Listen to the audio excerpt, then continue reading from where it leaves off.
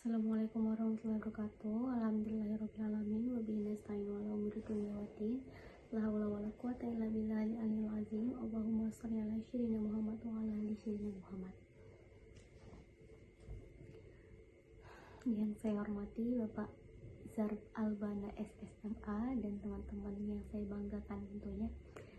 Sebelum mulai, saya ingin memperkenalkan diri terlebih dahulu. Perkenalkan, nama saya Lia Rahmadani dengan NIM 2410910.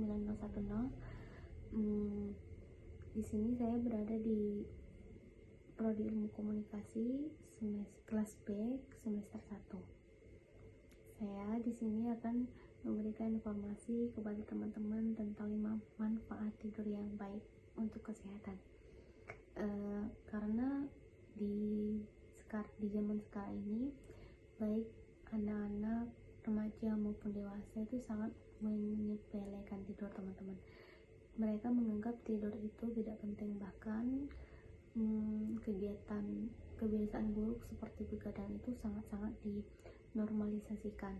Padahal kebiasaan tersebut sangat-sangat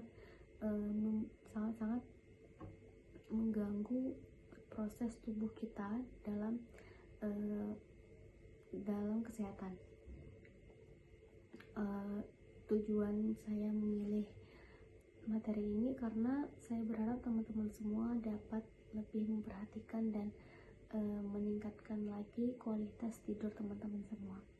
Lanjut. Nah, mengapa tidur yang cukup sangat penting? Di sini saya memiliki 5 poin. Yang pertama, meningkatkan kesehatan fisik. Yang kedua, meningkatkan kesehatan mental.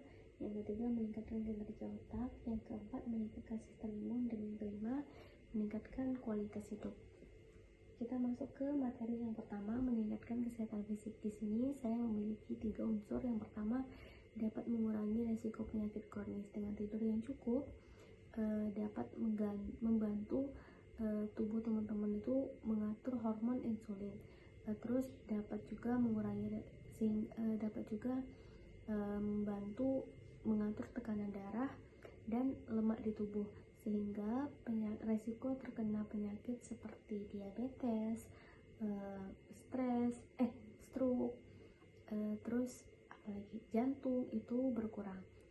Nomor 2, dapat memperkuat otot.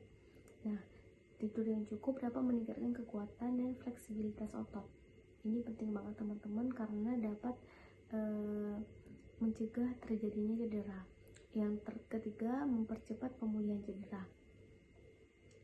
Nah, dengan tidur yang cukup dapat membantu penyembuhan luka pada tubuh. Oke, yang kedua,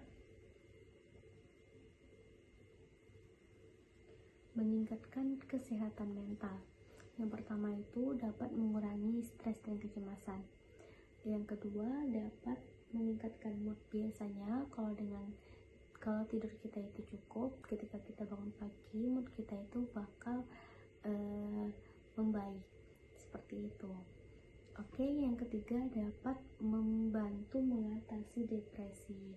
Nah, dengan tidur yang cukup, mood kita baik, setidaknya resiko terkena depresi kita itu di kita itu berkurang.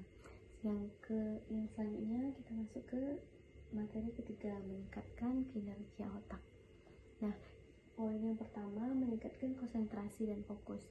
Ketika kita kurang tidur, maka konsentrasi kita itu bakal terpecah karena tubuh kita itu kurang istirahat. Nah,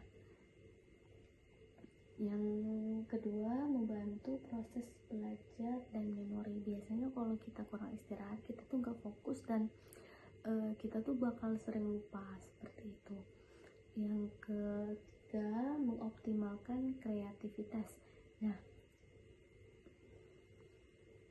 dengan tidur yang cukup, biasanya ide-ide yang keren itu bakal bermunculan, teman-teman. Yang keempat, kita masuk ke materi yang keempat, meningkatkan sistem imun. Nah, yang pertama itu dapat meningkatkan produksi antibodi. Yang kedua, dapat mengurangi resiko penyakit infeksi. Yang keempat, dapat membantu mempercepat pemulihan penyakit.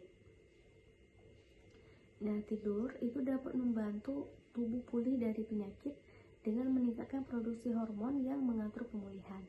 Oke, kita masuk ke materi yang selanjutnya, meningkatkan kualitas hidup. Yang pertama itu dapat meningkatkan produktivitas. Nah, tidur yang baik itu dapat membantu meningkatkan kemampuan kerja dan konsentrasi teman-teman serta memori teman-teman. Yang kedua, mengurangi resiko kecelakaan. Nah, banyak banget kita temuin atau kita dengar kalau salah satu resiko kecelakaan itu adalah mengantuk saat berkendara. Jadi sebisa mungkin teman-teman jangan berkendara atau jangan melakukan aktivitas yang membahayakan ketika dalam keadaan mengantuk. Next, membantu menjaga keseimbangan hidup. Oke, kita masuk ke materi yang terakhir, tips untuk meningkatkan kualitas tidur. Yang pertama itu mengatur jam tidur secara teratur. Teman-teman bisa mengatur tidur dari jam 8 sampai jam 5 pagi. Oke.